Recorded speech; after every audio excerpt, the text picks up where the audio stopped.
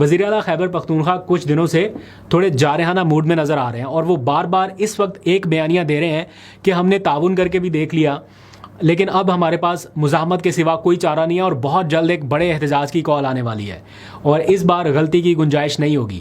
کل انہوں نے مظفر آباد جلسے سے بھی خطاب کرتے ہوئے کہا کہ ہم پاکستان کے لیے مسلسل قربانیاں دے رہے ہیں مگر اس کے بدلے میں سیاسی امتیاز بڑھتا جا رہا ہے۔ پھر وہ کہہ رہے ہیں کہ ہم واضح طور پر کہتے ہیں کہ ملک میں سیاسی تفریق کا خاتمہ ہونا چاہیے، ہم یہ مطالبہ کرتے ہیں لیکن افسوس کے ساتھ دیکھنے میں آتا ہے کہ اڈیالہ کے سامنے ہمارے لوگوں کے ساتھ اچھا سلوک نہیں ہو رہا۔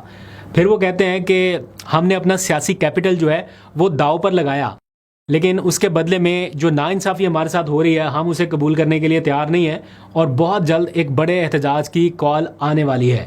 اور اس بار وہ کہہ رہے ہیں کہ جہاں جہاں پر لوگ مجھے سن رہے ہیں وہ یاد رکھیں کہ غلطی کی کوئی گنجائش نہیں ہوگی۔ یہ کیا کہا انہوں نے، ذرا ایگزیکٹلی ان کی بات سنیے، واپس آئیے پھر تھوڑی سی آپ کو اور انٹرسٹنگ صورتحال بتاتا ہوں کہ کیا بدلے میں ان کے ساتھ ابھی کیا ہوا ہے آج کے دن۔ انشاءاللہ تعالی بہت جلد بڑے احتجاج کی کال آنے والی ہے۔ کیا آپ لوگ تیار ہیں؟ تیار ہو؟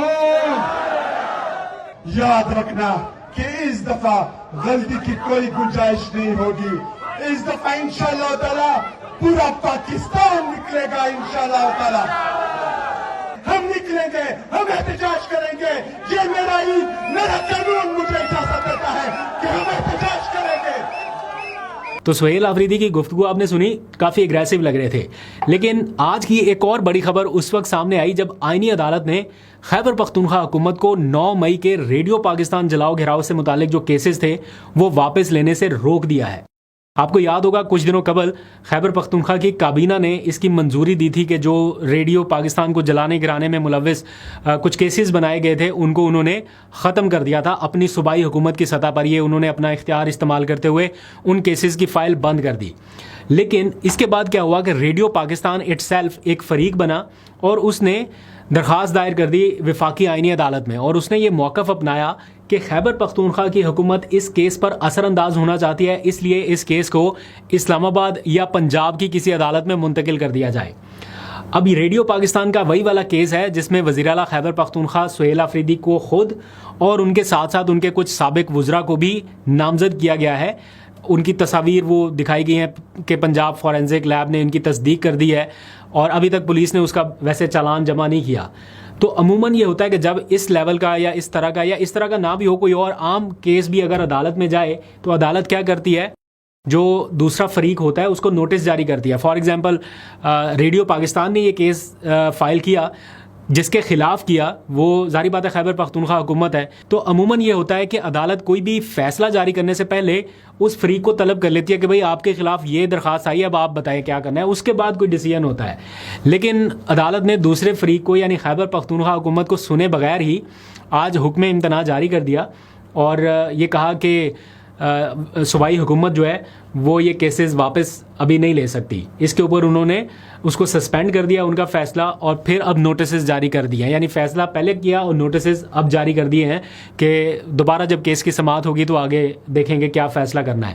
ممکنہ طور پر کیا فیصلہ آ سکتا ہے اس کو ایزیوم کر پانا کوئی زیادہ مشکل نہیں ہے۔ اینی ہاؤ آگے بڑھتے ہیں، ہمارے ایک اور سیاسی رہنما کی بات کرتے ہیں۔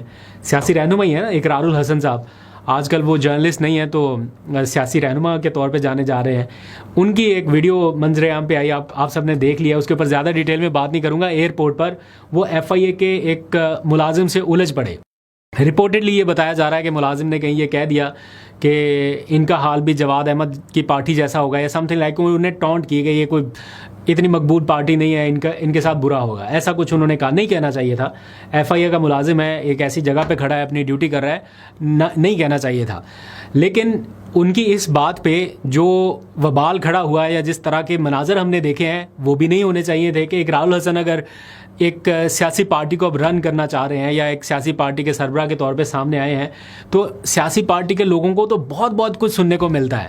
یہ تو پبلک میں ان کا ایک طرح سے ہر ٹائم ہی ٹرائل ہو رہا ہوتا ہے۔